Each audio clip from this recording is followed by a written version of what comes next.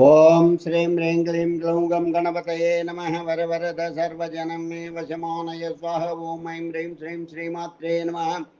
శివశక్తైకరూపిణ్యన్ ఓం నమః శివాయ. ఓం ఓం ఓం ఓం శ్రీ గురుభ్యో నమః. మొగిలిజల్ల వేణుగోపాల దత్తాత్రేయ స్వామినే ఓం శాం మం జాం ఐం ఓం శాం దోం త్రం నం. ఓం నమః శివాయ. వేణు దత్తాత్రేయ నమః. ఓం ఐం ద్రౌ బ్రౌం శ్రీం వేణు దత్తలక్ష్మీదేవ్యై నమః. ఓం హ్రీం రాం విష్ణుశక్తయే నమః. కమలాల శ్రీమేరు చక్రమా నమ. ఓం శ్రీం రాం రామాయ నమ. ఓం శ్రీం శ్రేయై నమ. ఓం హం హనుమతే నమ. ఓం రాం రామాయ నమ.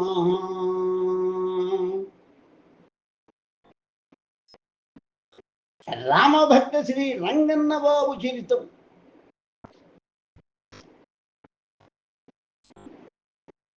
అనువాదం కూర్పు పూమాటి వీరనారాయణ రెడ్డి, బట్టేపాడు గ్రామం, ఆత్మకూరు మండలం, పుట్టి శ్రీరాములు, నెల్లూరు జిల్లా. గలం దైవజ్ఞాని అభినవ శ్రీ విద్వాన్ కోశ్రీ, చెన్నై 49. శ్రీ రామభక్త శ్రీ రంగన్న బాబు స్వామిని నమ. రంగన్న బాబు నమ. ముందు మాట. రామభక్త శ్రీ రంగన్న బాబు చరితము. రామేతి రామచంద్రేతి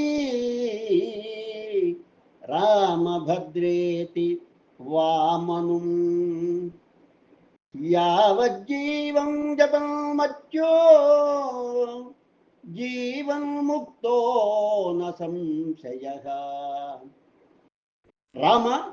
రామచంద్ర, రామభద్ర అను నామములను జీవించి ఉన్నంత కాలము జపించిన మానవుడు జీవన్ముక్తులవుతాడు అనుటలో సందేహం లేదు. జీవన్ముక్తులైన యోగులు మహాత్ములు దైవాదేశము మీదట తిరిగి జన్మించుతూ సహచర మానవులకు భక్తి జ్ఞాన వైరాగ్యములను ప్రబోధించి దైవ సన్నిధికి చేరుస్తారు. అటువంటి కారణ జన్ములైన యోగులు భక్తి కర్మ యోగ జ్ఞాన మార్గములలో ఏదో ఒక మార్గమును ఎన్నుకొని ఆ మార్గమును ప్రబోధిస్తారు.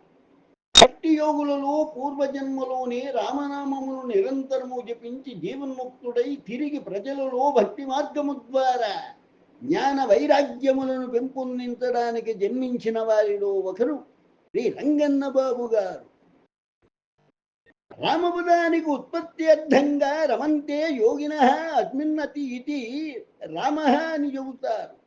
అంటే దేని యందు యోగులు నిత్యము ఆనందిస్తారో అదే రామమని అర్థం. రమంతే సర్వే జనా గుణై అస్మిన్ గుణమయ్య అస్మిన్ ఇది రామ. అంటే సర్వజనులు ఎవరి గుణగణాలు చూచి సంతోషించెదరు అతడే రాముడని యోగులు నిత్యము బ్రహ్మానందంలో ఆ ఆత్మారాముడిలో రమిస్తూ ఉంటారని పేర్కొనబడినది. అట్టి ఆత్మారాముని నిరంతరము ఆరాధించిన శ్రీ రంగన్న బాబు గత శతాబ్దంలో ఏలూరులో జన్మించి తనను ఆశ్రయించిన వారికి ప్రసాదములు ఇచ్చి తద్వారా కొంతవరకు వారి కర్మలను నాశనం చేసేవారు. పిమ్మట వారిలో దైవము మీద విశ్వాసము పెంచి భక్తిని పెంపొందించే లక్ష్యంగా త్యాగమయ జీవితము గడిపినారు. మహాద్భుతమైన లీలలను ప్రకటించిన రంగన్న బాబు నేను కర్తనుగాను అంతయు శ్రీరామచంద్ర ప్రభువే చేస్తున్నాడని అమాయకంగా మాట్లాడుతూ నిరహంకారిగా నీళ్ల కావిడి మోసి తద్వారా వచ్చిన స్వల్పదనంతో కుటుంబ పోషణ చేస్తూ జీవించడం వారి జీవన్ముక్త స్థితిని తెలియజేస్తుంది. ఈ దేవులపల్లి కృష్ణమూర్తి ఏలూరు పట్టణంలో ఉపాధ్యాయ వృత్తిలో ఉంటూ తనకు శ్రీరామచంద్ర ప్రభుల వారి భక్తాగ్రేసురుడైన రంగన్న బాబు గారు పరిచయమైన తర్వాత బాబుగారి సాంగత్యంతో తనకు జరిగిన స్వీయ దివ్యానుభవాలను గ్రంథస్థం చేసి భక్తిలోకానికి మహోపకారం చేశాడు. శ్రీ రంగన్న బాబు గారి కోరికపై కృష్ణమూర్తి గారు బాబుగారు జీవించినంత కాలము తన దివ్యానుభవాలను లోకానికి వెల్లడించక బాబుగారి దేహత్యాగానంతరము శ్రీరాముడు రంగన్న బాబు అను పేరిట గ్రంథాన్ని ప్రచురం చేశారు. చీరాలలో పుట్టి విరిగి రెవెన్యూ డిపార్ట్మెంట్లో డిప్యూటీ కలెక్టర్ గారితో అయిన శ్రీ కార్యంపూడి రామకృష్ణారావు రంగన్న బాబు గారికి అత్యంత విశిష్ట భక్తులలో ఒకడుగా మారిన అదృష్టవంతుడు.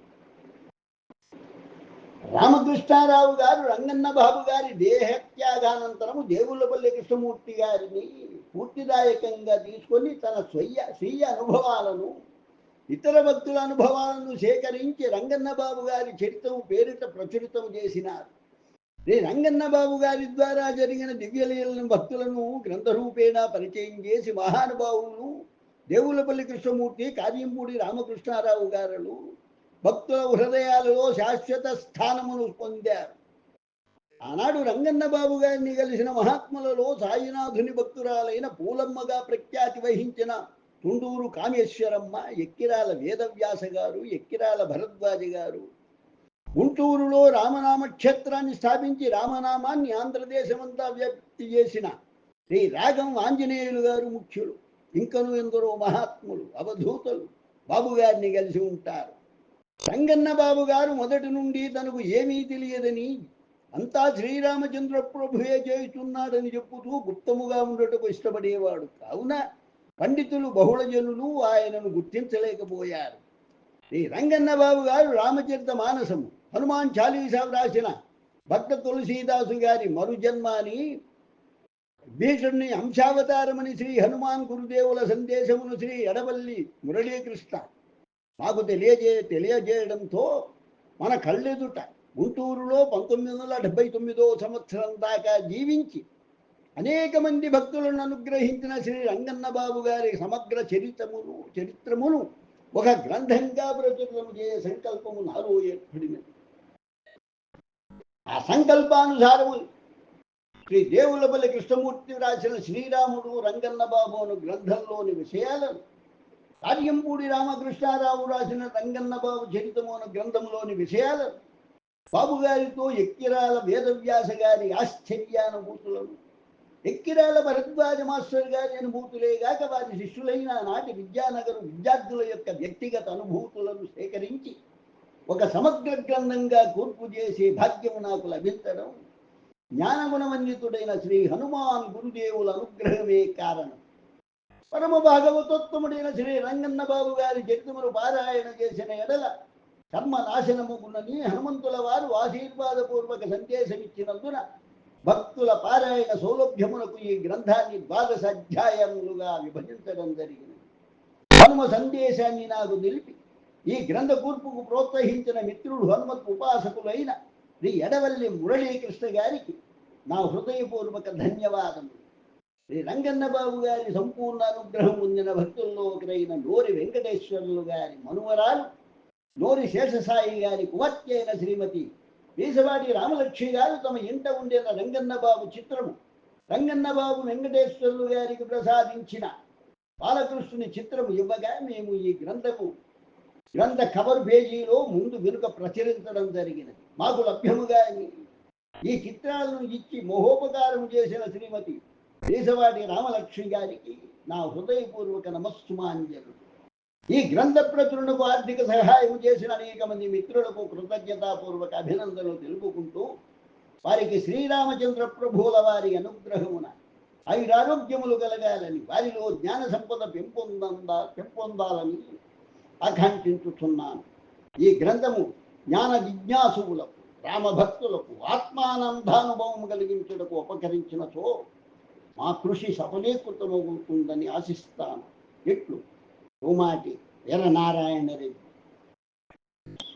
శ్రీరామభక్త శ్రీ రంగన్న బాబు చరితము ప్రథమాధ్యాయం. చరితం రఘునాథస్య శతకోటి ప్రవిస్తరం ఏకైకమక్షరం పుంసాం మహాపాతకనాశనం. మన భారతదేశం యోగభూమి మరియు కర్మభూమి. ధర్మము క్షీణించినప్పుడల్లా దైవము స్వయంగా భూమిపై అవతరించి ధర్మస్థాపన చేయడం జరుగుతుంది.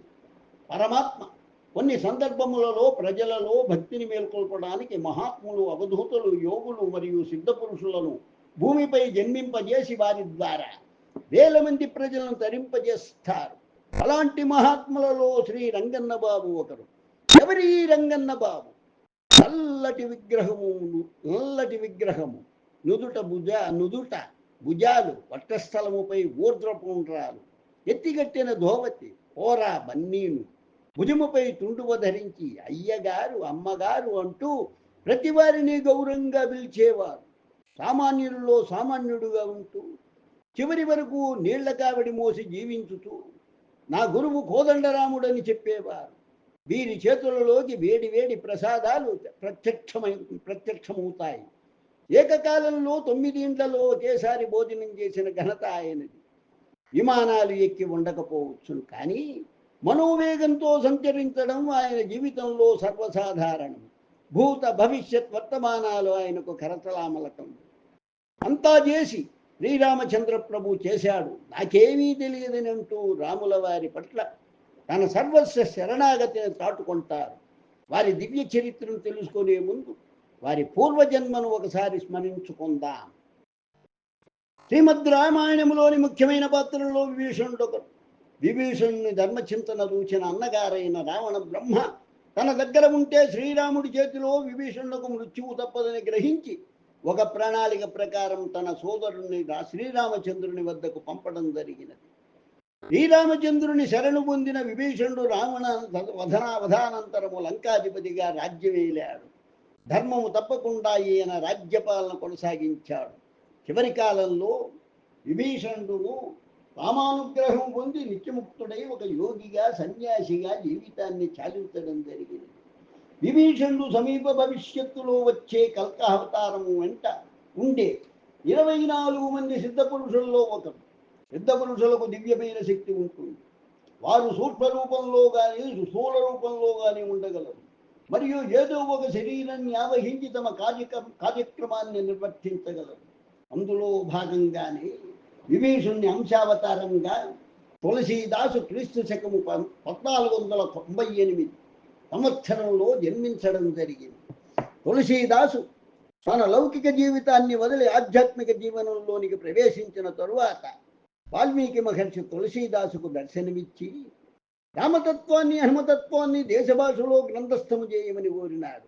అంతటి తులసీదాసు తాను పండితుడను కానని, గ్రంథస్థము చేయుటకు సమర్థుడనుగానని తన అసక్తతను వెల్లడించగా వాల్మీకి మహర్షి మాట్లాడుచు తాను రామతత్వానికి హనుమతత్వానికి ప్రత్యక్ష సాక్షిని, నా అంశ నీలో ప్రవేశపెట్టడం ద్వారా గ్రంథస్థము చేయుటకు తగిన శక్తి నీకు లభిస్తుందని ఆశీర్వదించి తన అంశను తులసీదాసులో ప్రవేశపెట్టాడు.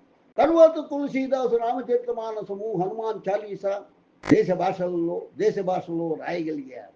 అప్పటి నుంచి తులసీదాసును వాల్మీకి మహర్షి అంశావతారమని పిలువబడ్డాడు.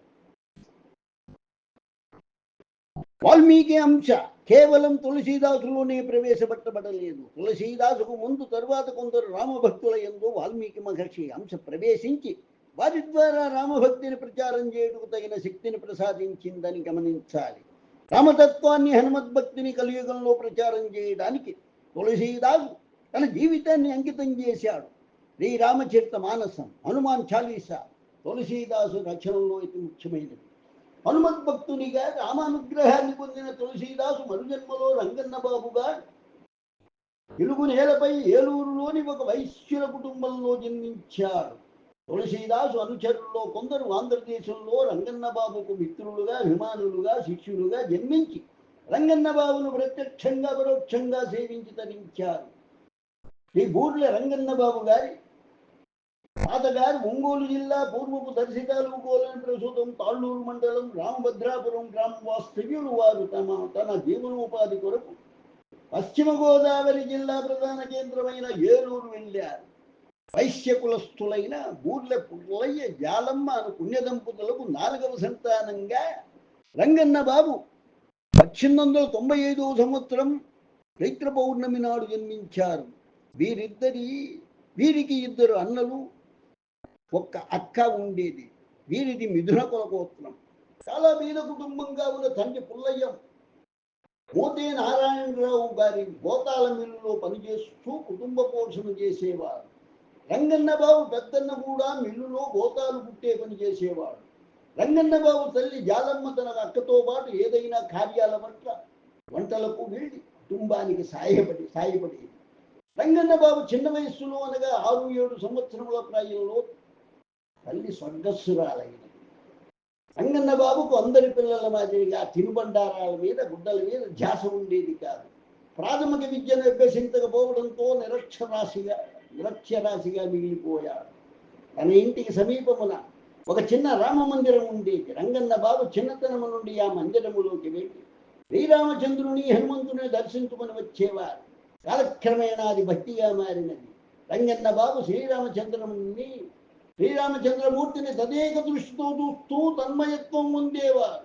అలా కాలం గడుస్తూ ఇట్లా ఉండగా శ్రీరామచంద్రమూర్తి యొక్క దివ్యాదేశం మేరకు అగస్త్య మహర్షి ఒక సాధు రూపంలో రంగన్న బాబుకు ఏలూరులో దర్శనమివ్వడం జరిగింది.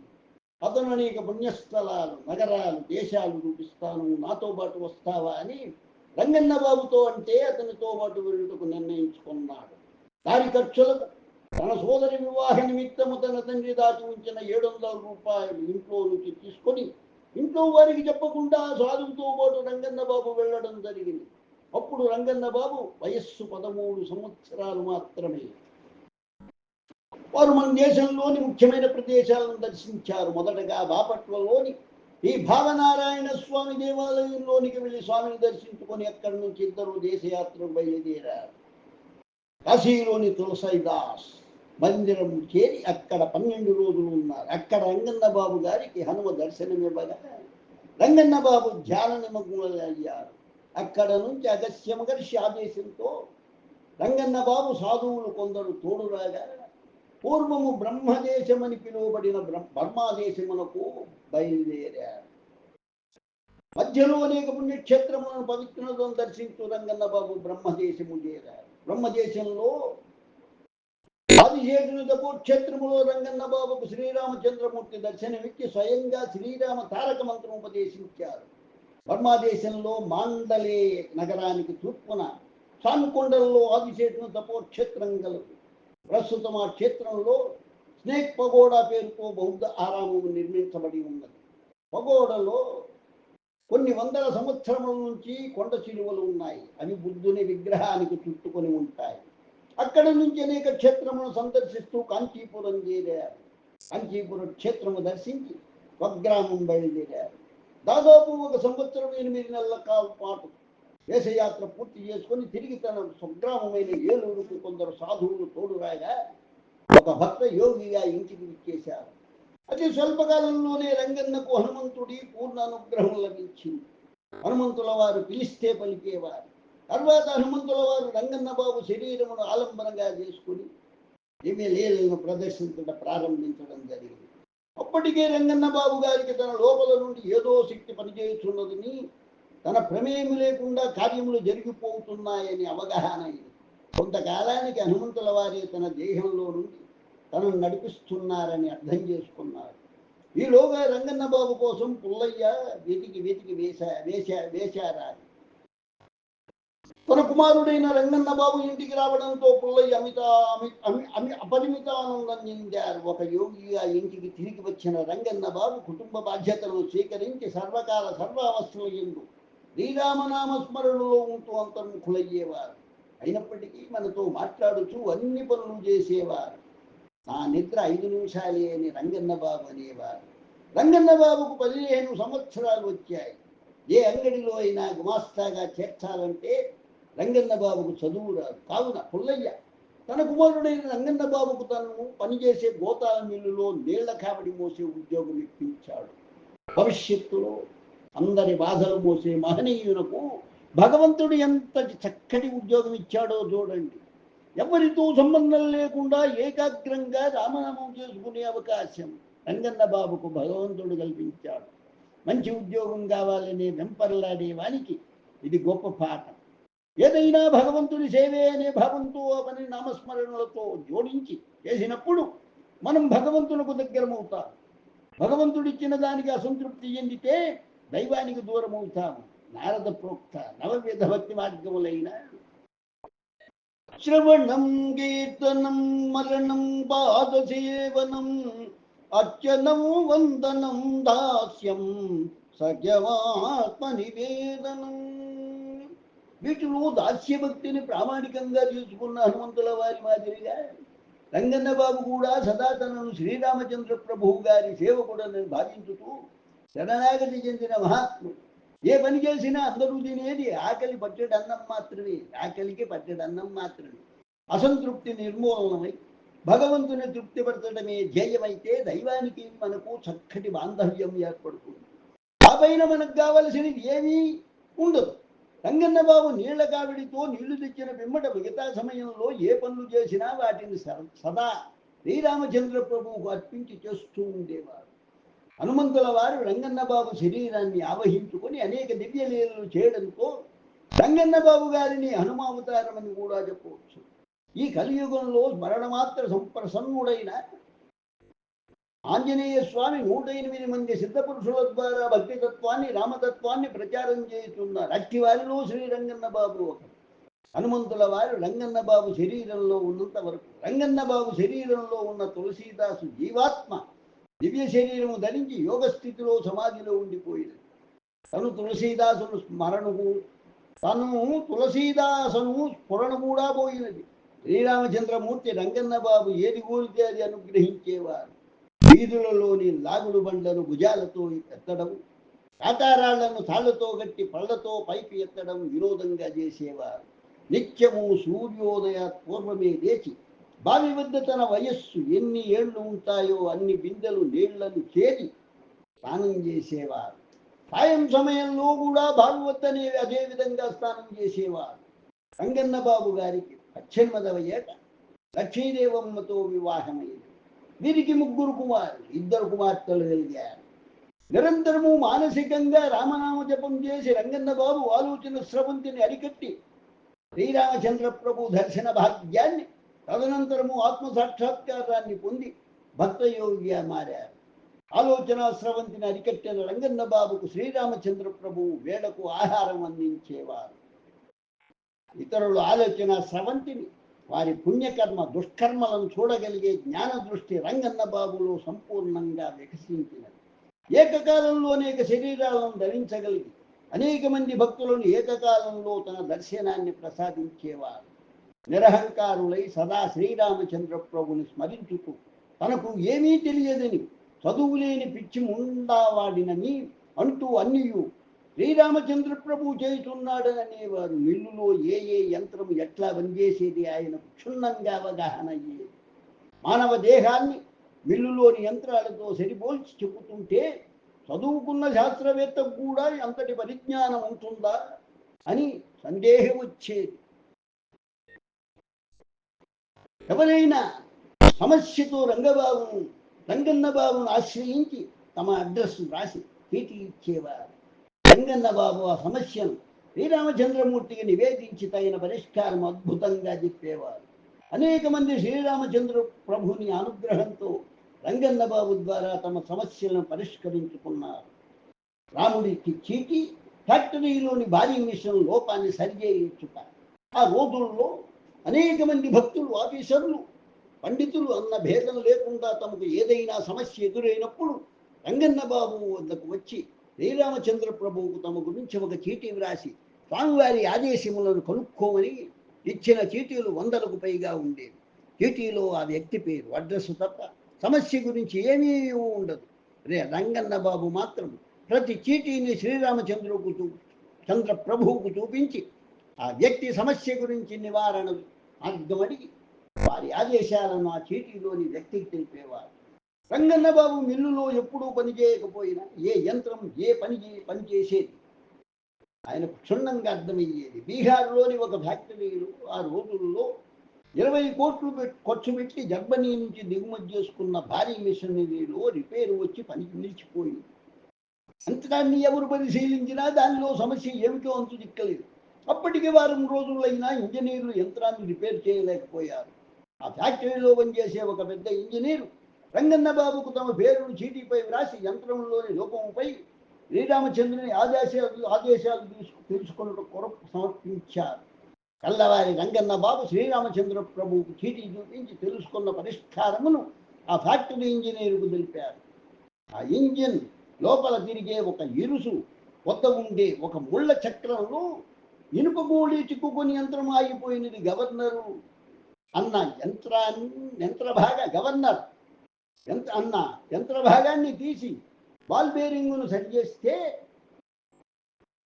ఈ ఫ్యాక్టరీ బాగుపడుతుంది అని శ్రీరామచంద్రుని ఆదేశాన్ని రంగన్న బాబు ఆ ఇంజనీరుకు తెలుపగా ఆ ఇంజనీరు విస్తుపోయి బీహార్లోని తమ ఫ్యాక్టరీకి ఫోన్ చేసి మిషన్ రంగన్న బాబు చెప్పిన వివరాల ప్రకారం తనిఖీ చేయమని చెప్పగా మన్నాటికల్లా సరిగ్గా రంగన్న బాబు చెప్పిన రిపేర్ అక్షరాలుగా ఉన్నది.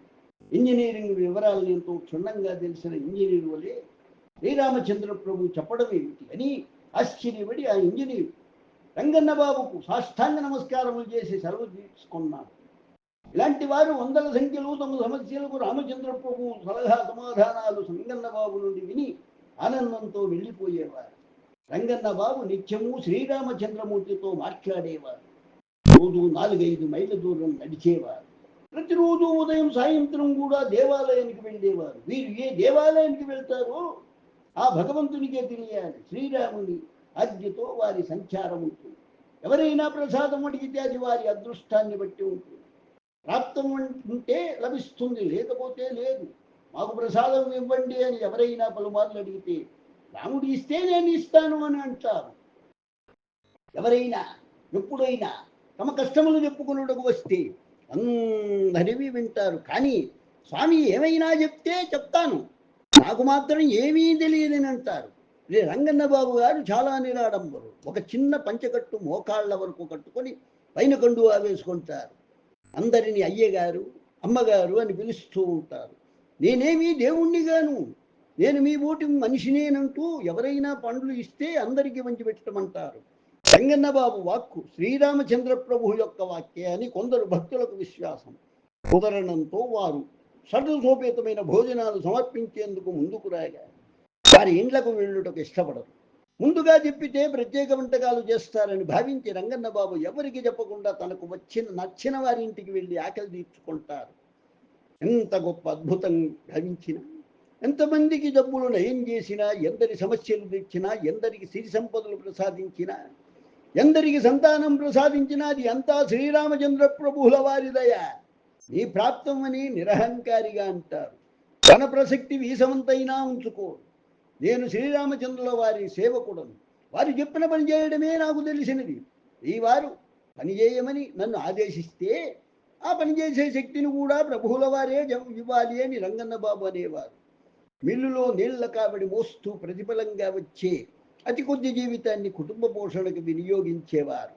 రంగన్న బాబు మహత్యం తెలిసే కొలిది వారిని ఆరాధించే భక్తుల సంఖ్య ఏలూరులో పెరిగినది. వారి ఇళ్లకు రంగన్న బాబు భిక్షకు వెళ్ళేవారు.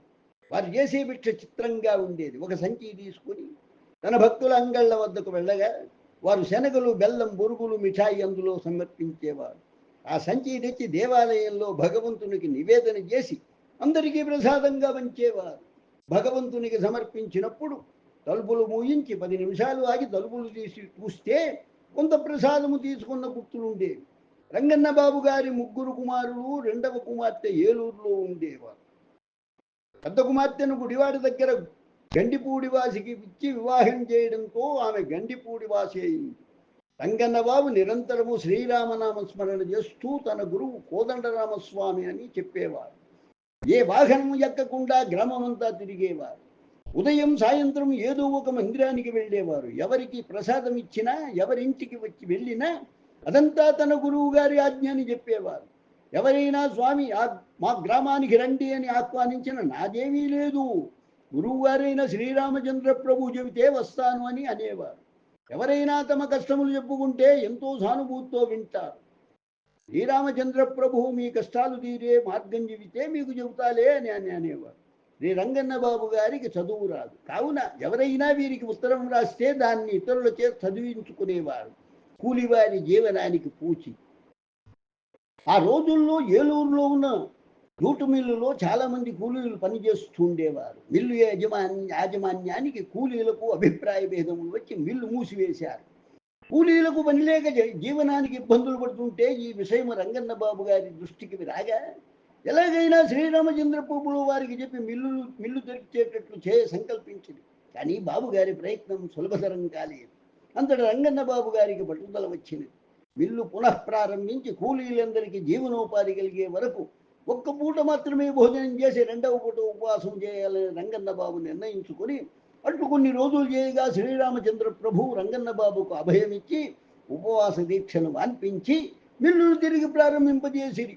ఈ సంఘటనతో పేదల ఎడల బాబుగారి వాత్సల్యం ఎంత దృఢమైనదో అవగాహన చేసుకోవచ్చు. రంగన్న బాబు 1946వ సంవత్సరం దాకా ఏలూరులో నీళ్ల కావిడి మోస్తూ కుటుంబ పోషణ చేసినారు. 1946వ సంవత్సరంలో ఏలూరు పురపాలక సంఘం వారు సంఘము మంచినీళ్ల పైపు లైన్ వేసి ప్రజలకు మంచినీటి సౌకర్యం కల్పించడంతో రంగన్న బాబుకు నీళ్ల కావిడి మోసే పని పోవడంతో కొద్ది రోజులు పోలవరం వెళ్ళి అచ్చట నీళ్ల కావిడి మోసేవారు. తర్వాత చీరాలకు వచ్చి 14 సంవత్సరాలు నీళ్ల కావిడి మోశారు. 3-4 నెలలకు ఒకసారి ఏలూరు వస్తూ ఉండేవారు. 1961వ సంవత్సరం తొలినాళ్లలో రంగన్న బాబు చీరాల నుండి గుంటూరుకు రావడం జరిగింది. గుంటూరులో సుమారు 18 సంవత్సరములు బాబుగారు ఉండి ఎంతో మంది భక్తులకు దైవంగా, ఆత్మలకు మార్గదర్శకుడుగా ఉంటూ 1979వ సంవత్సరంలో దేహత్యాగం చేయడం జరిగినది. ఇంతటి రామభక్తుని నుండి ఎన్నో దివ్యానుభవాలు పొంది ధన్యత చెందిన శ్రీ దేవులపల్లి కృష్ణమూర్తి గారు ఎంతో సద్గుణవంతులు. వారు గ్రంథస్థము చేసిన దివ్యానుభవముల ద్వారా బాబుగారి దివ్య జీవితాన్ని తెలుసుకుందాం. ఓం శ్రీరామచంద్ర ప్రభునే నమః. శ్రీరామచంద్ర పరబ్రహ్మణే నమః. శ్రీ రంగన్న బాబు స్వామినే నమః. ఓం నమః. రామభక్త శ్రీ రంగన్న బాబు చరితము ప్రథమోధ్యాయం సంపూర్ణమైనది. లోకా సమస్తా సుఖినో భవంతు. లోకా సమస్తా సుఖినో భవంతు. లోకా సమస్తా సుఖినో భవంతు. ఓం శాంతి శాంతి శాంతి. స్వస్తి.